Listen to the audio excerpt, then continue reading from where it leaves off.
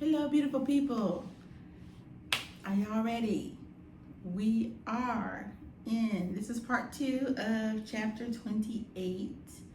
We are starting on page, I believe, 214.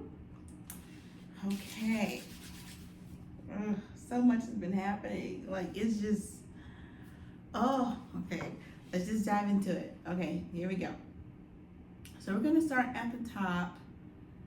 I believe the top of page 214. Okay.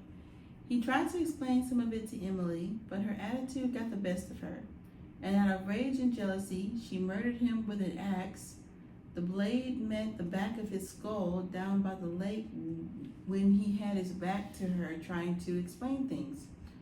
So I slipped up and I killed the first man I loved before I left my lake house. I decided to write about what had happened, changing things up and adding to the story surrounding a man obsessed over the girlfriends he would bring to the lake house to hide any proof of what I did. I knew it. I did not have a feeling about that. I did not think that she was the mastermind behind everything, that she is Stan. And I guess that means that Brady's not real? Like, okay, so really, I'm just going to say that Brady's not real, that she can see Stan, and because she's making it seem like it's Stan, and then she's making it seem like it's Brady writing about Stan, and we're thinking that Brady is the actual killer, where in all actuality, see, I had a feeling from the jump it wasn't something right about her, but it still doesn't explain like the witch paintings. So let's see. Okay,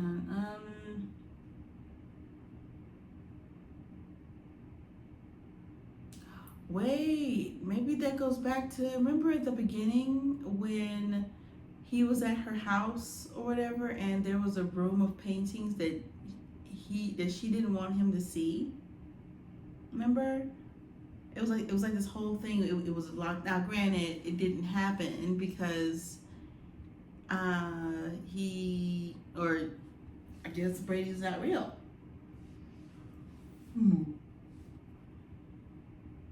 Let's see.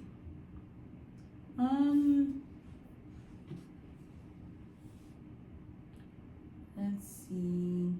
When I wrote other books afterwards, I had my back against the wall again. Later, when I met my dream man, Tony, so first it was Dwayne. So instead of being about Tanya, instead of Tanya, it was Dwayne. Instead of Tanya, it was Dwayne. Okay. Instead of Tanya, it was Dwayne. Okay.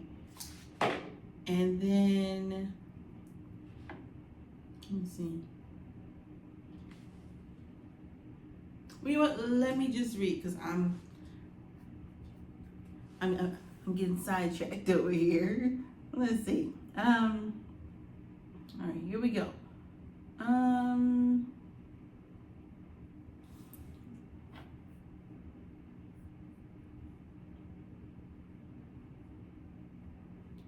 I think I lost my page here. Okay, after she killed Tanya, okay.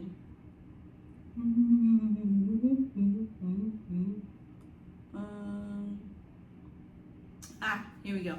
Later, when I met my dream man, Tony, I brought him here to spend our lives together until I found him in bed with his so-called friend, Cheryl. Okay, so Cheryl, so here's Tony, if I'm not mistaken. And then I think you said I think this was Janet, wasn't it? I do not remember, guys. I'm gonna say that this was Cheryl. Okay, I'm getting distracted. Okay, here we go. Okay, because really, this might all be a part of his imagination too, for all we know. And I'm like thinking I'm solving the puzzle, and I could not be. It's possible that I could not be. So, all right. So, Later, when I met my dream man Tony, I brought him here to spend our lives together until I found him in bed with his so-called friend Cheryl. So I chopped them both up into pieces. I wrote a second book about how Stan strikes again, how his obsession got the best of him once more.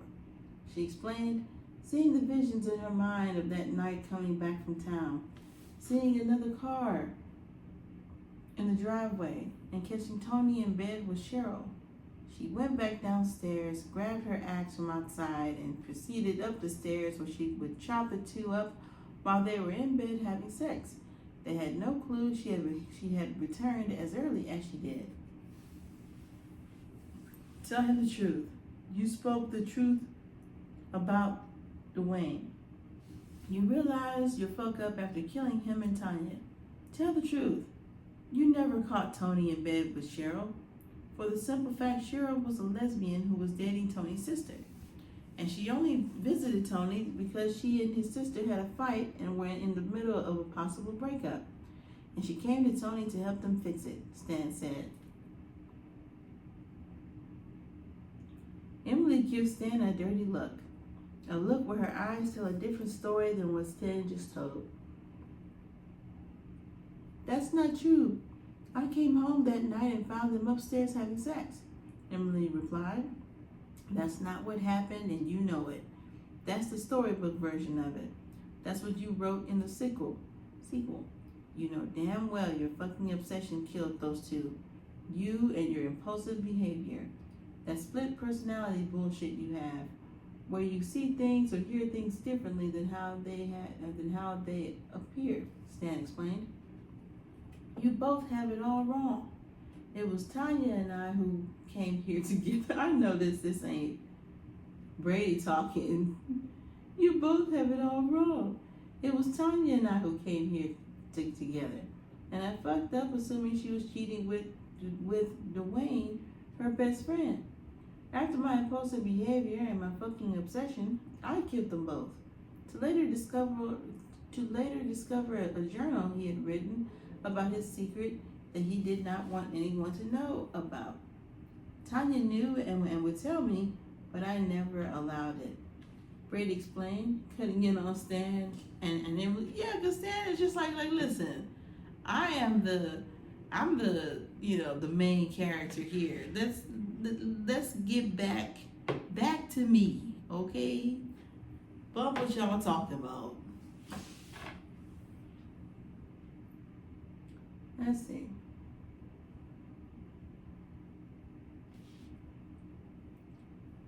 Brady explained, cutting in on Stan and Emily, having their debate back and forth on what had happened.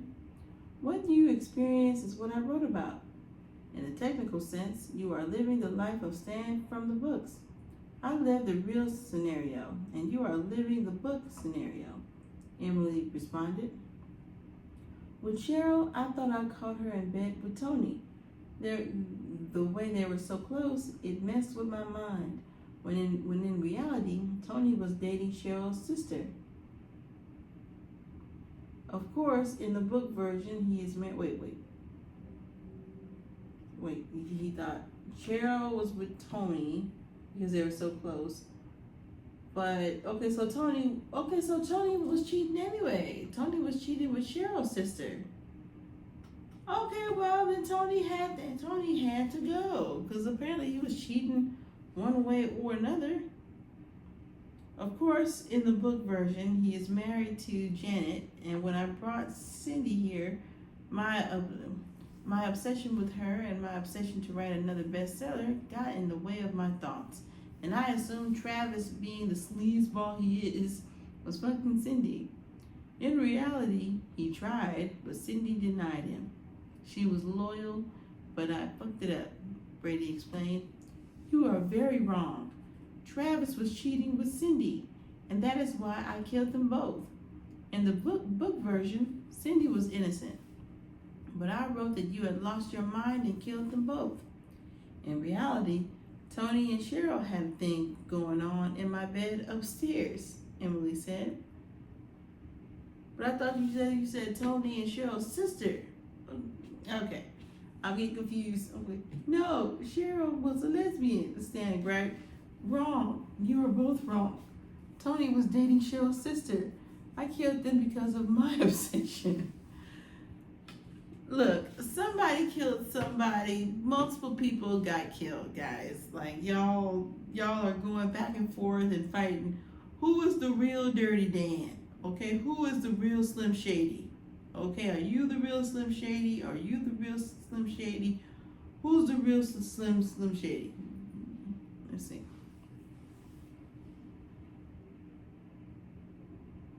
We all three seem to have a different story of most of this. Stan, you know better. Brady, you'll soon discover what is real and what isn't. Emily said before she turned and exited the room, leaving Brady and Stan in the room alone. I will prove my version is real, that I am real in this. I'll prove that she is not the one calling the shots. That's why the books had her name on it. Remember, he was like, oh, look at the author, and it had Emily's name on it, and then it said, like, look at the about the author part. Maybe that part was real. Or maybe I'm getting tricked again. Let's see.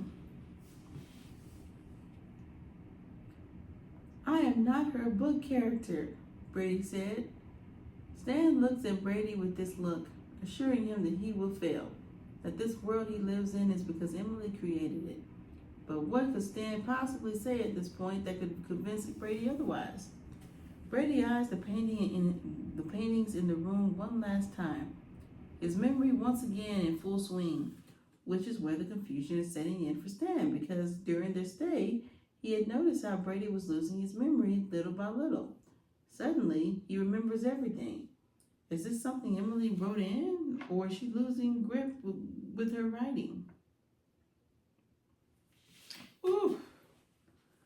This episode is brimming with tea because so much is happening. Like, I was trying to legitimately keep track of, okay, she thought that Tony was doing, something with, it was too much to keep up with. And then there's Cheryl. I was like, okay, here is Cheryl, and here is Cindy. It was just so much happening. And then I just had to get to the point where I was just like, listen, who knows?